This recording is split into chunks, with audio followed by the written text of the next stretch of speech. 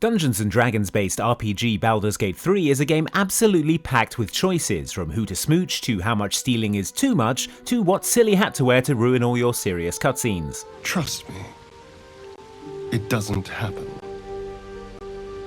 Baldur's Gate 3, however, is also a game in which choices matter, and as such, you might find yourself hesitating when making a decision, especially when picking an option that seems, on the surface, to be a very obviously bad idea.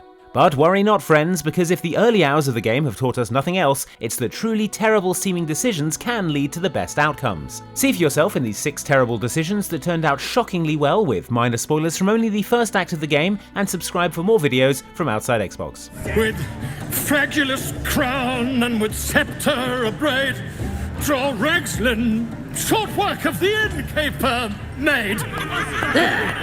The main issue you'll be facing in Baldur's Gate 3 is that you have a Mind Flayer tadpole in your brain, and if you don't get it out soon enough, you'll turn into a Mind Flayer yourself, and no one wants that. Imagine trying to eat spaghetti.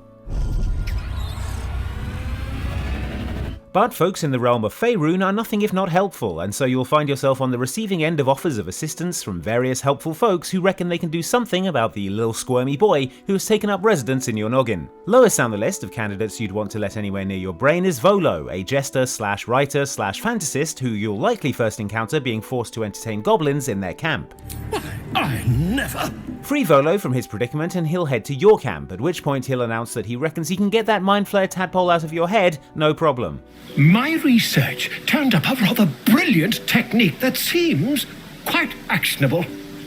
You might be wondering about the medical credentials of an easily kidnappable clown man, and let me tell you, it doesn't seem any better an idea when he produces a large knitting needle and announces his intention to jam it into your eye socket. I assure you, I've dreamt of it 1,000 times over. But while this might seem like an absolutely terrible idea, our advice is to grit your teeth and go through with it. If you've got a strong stomach, that is, because although he starts with the needle, Volo carefully holds one of your eyes open and begins to prod uncertainly with the needle. Volo quickly graduates to an ice pick. Then, reaching into his bag, he produces an ice pick. And before long, your beloved eye is now no longer in your head and is instead sinking into the mud. Your eye plops down into the mud. Okay, but do bear with us, because while your eye is for sure gone, Volo feels so bad that he gives you a replacement one, and this eye is superior in one crucial way. Take this. A far superior relic to that old jelly you were chained to. Your new peeper, known as Volo's Ersatz Eye, lets you see invisible enemies up to 30 feet away, which is going to come in super handy when enemies start turning invisible later in the game, believe me. So thanks, Volo, I guess. Probably could have done without all the optic nerve twanging, to be honest. Terribly sorry, my friend. Ta.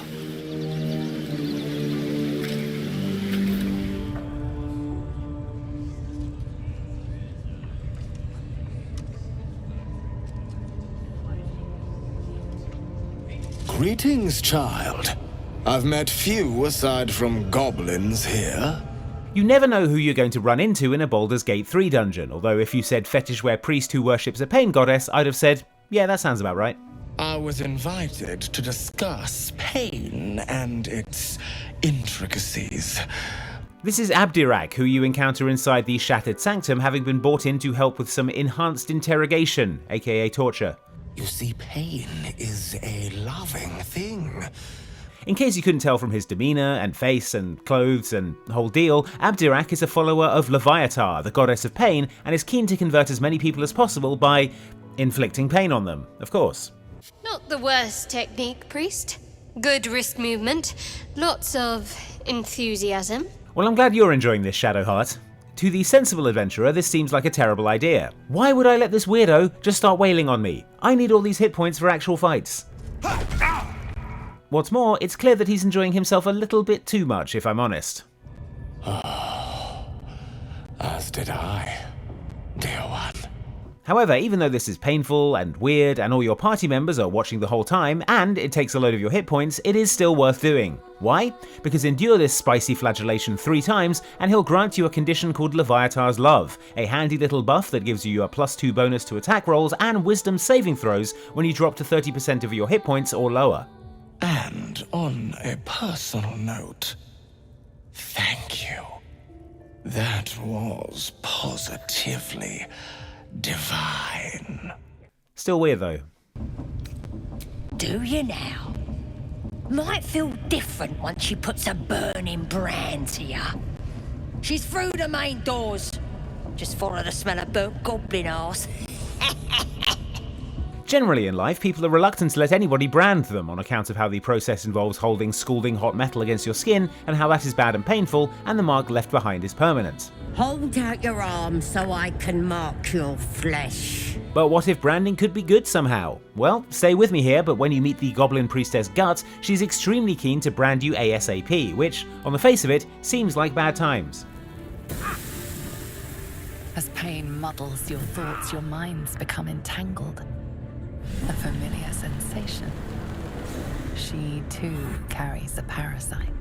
And I mean, it is bad times in terms of you get a red hot chunk of metal slapped on your skin, but in return you receive what is known as the Mark of the Absolute. This is well worth having due to it opening up new and useful dialogue options and also giving you access to unique gear that's unavailable to those without the Mark of the Absolute. The only downside is that you have a mark on the palm of your hand, but honestly, in a game with so many great glove options, I think you're going to be fine.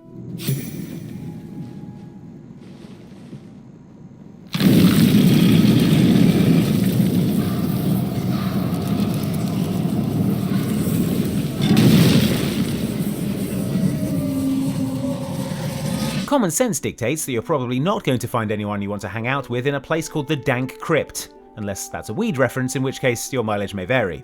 The Dank Crypt in Baldur's Gate 3, however, is very much not a place for relaxation, and very much more a place full of grim undead zombies who want to murder you. At the heart of this horrible crypt lies an ornate stone sarcophagus, wherein lies yet another horrible old zombie, and I think it's safe to assume that the sensible option here would be to run this gross old mummy through before he gets a chance to start firing off his mummy spells. So he has spoken, and so thou standest before me, right as always. If you do let him get up out of his coffin, he starts asking you about the value of human life, which again, seems like a bit of a red flag. What is the worth of a single mortal's life? But while it might seem like a bad decision to play along and attack him at your earliest convenience, doing so will get this guy, who goes by the unfortunate name of Withers, to join your camp, and believe me, that's something you want. We will see each other again at the proper time and place. Farewell. That's because Withers, for one, can let you recruit hirelings to fight by your side, and can resurrect your dead party members for 200 gold a pop. Dost thou require a new ally? Or mayhaps a resurrection instead? But wait, there's more! Withers also lets you respec your character, so if you ever feel like you are sick of being a rogue and want to try warlocking out for a bit, Withers is the guy to speak to. No, thy coin purse is near empty. What is he doing with all that money, though? I dread to think. You don't sleep well, flitting between dreams and nightmares. Maybe you wake up because you know something is wrong. Or maybe you just get lucky. Astarion is one of the first companion characters that you'll stumble across in Baldur's Gate 3, and as such, probably the one you'll do the most bonding with early game. Trust me, it doesn't happen. Which is why it's something of a rug pull when you turn in one night and wake up to discover him bearing down on you with fangs bared, ready to drain you like a sanguinary Capri-Sun. Shit. In the ensuing conversation, it becomes apparent that Astarion is a kind of vampire and needs blood to survive. I wasn't going to hurt you. I just needed, well, blood. And if you manage to resist the urge to stake him immediately, the conversation soon turns to you maybe letting him at a little of all that blood you're so selfishly hoarding inside your body. If I just had a little blood, I could think clearer, fight better. Please. Sensible players will reason that you need all of your blood, especially in Baldur's Gate 3 where it's being sprayed over dungeon walls and floors all the time, and, no doubt, say no to Astarion. No, of course. Silly of me to even ask. Besides, a player might reason, when you get bitten by a vampire, don't you turn into a vampire yourself? And then you have to feed on other people, can never go out in the sunlight, and, worst of all, can't cook with garlic anymore? Well, although it might seem like a bad idea, letting Astarion bite you is actually much less of a big deal than it first appears. Astarion, it turns out, is a vampire spawn rather than a proper vampire, and as such, you won't become a vampire yourself. You do receive the Bloodless debuff, which gives you a -1 penalty to attack rolls and ability checks until the next time you take a long rest, but in return, Astarion gets the Happy buff, which gives him +1 to both those things. My mind is finally clear. I feel strong. I feel happy. Even better, he also gains the Vampire Bite bonus action, which heals him for 2d4 hit points and can deal 2d4 piercing damage to an enemy. Plus, it's a big boost to your relationship with Astarion if you were thinking of romancing him, and I mean, who isn't? Look at those cheekbones. Just make sure you make him stop before you run out of the red stuff. Guy's got quite the appetite. Oh no. Something terrible's happened. Oh. My, you startled me. I was miles away. This one very much depends on how you feel about Gale, the smug, annoying wizard who's constantly being a jerk and eats your magic items like they're Pringles and he skipped lunch. Your hide, your choice. Not quite my cup of tea, though. Okay, so that's how I feel about Gale, therefore when he died in combat I wasn't too fussed, until a magic hologram of him appeared, insisting that I resurrect him post-haste. Well met. I am a magical projection of Gale of Waterdeep, and if you see this manifestation, that means I have prematurely perished. However, for reasons that cannot be disclosed, it is of vital importance that my death be remedied at your earliest convenience. Now, this hologram Gale has a long series of complicated steps for you to follow to effect his resurrection, and insists that it's vitally important that you do so within 2 days, but he also doesn't say why it's important, and knowing Gale, it's so he can come back to life and eat all your magic gloves because he's peckish. That will be covered by the "for reasons that cannot be disclosed" clause, so let's move on.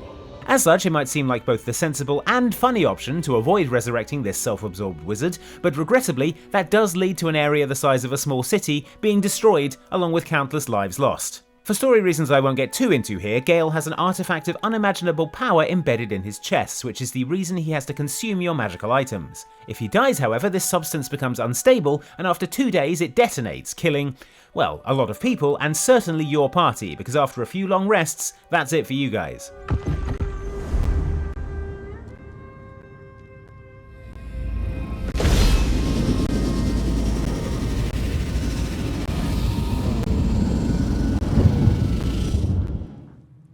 So yeah, maybe make this one a priority. Thanks for watching this video about the terrible sounding Baldur's Gate 3 ideas that are good, actually. Got any more we missed? Let us know in the comments, and like and subscribe for more videos like this from Outside Xbox. Thanks for watching.